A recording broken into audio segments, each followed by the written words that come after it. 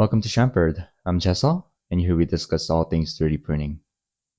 Here we have the shelf that I made in the previous video where I took an empty chocolate box and made the sides for it.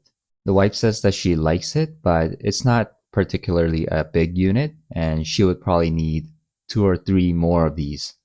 And the fact that it's an open design doesn't really jive with the clean look she's after. So she went ahead and bought a new unit, which you can see behind the old one. It's not massive, but still larger than the one she has today. And it's got doors, which would be way better in hiding things she doesn't want out in the open. One problem though is that it's meant to be wall mounted, and when it's not installed that way, it's very tippy. Unfortunately, we have this mirror right behind the shelf, so we can't exactly drill into the wall. So the only other option would be to anchor it down to the countertop. We do plan on getting a new top sometime soon, so we don't mind drilling into it or damaging it. So that's what I'll do. And here you can sort of see how the placement of the shelf is going to be. It'll be pushed all the way up against this edge. And I think this is something I can take advantage of. Oh, and this shelf is not exactly expensive or anything, but knowing that we'll be replacing the countertop sometime soon, if I have to choose between damaging the top and damaging the shelf, I would rather keep the shelf. So I'll have to take that into account when I design a solution for this. Okay, I've made these 2 pieces to fit on either side of the shelf. This piece will go on from the side like an end cap, and this piece will be resting on this lip like so.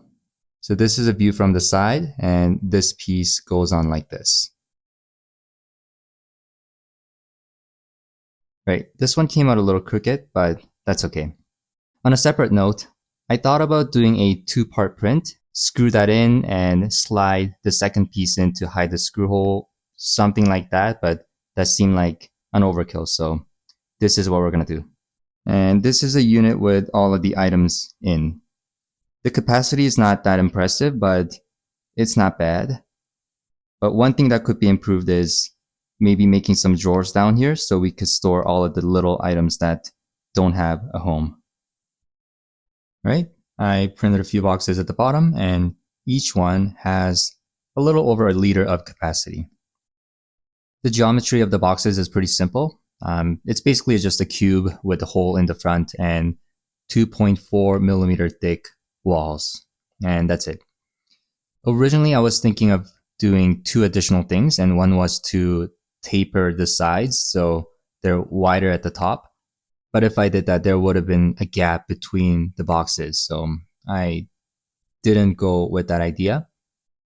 The other thing that I didn't do is a curved corner on the inside. I wanted to do that to prevent little items from getting stuck in the corners, but the wife says she likes more simple geometry, so this is what we ended up with. So I guess that marks the end of the project.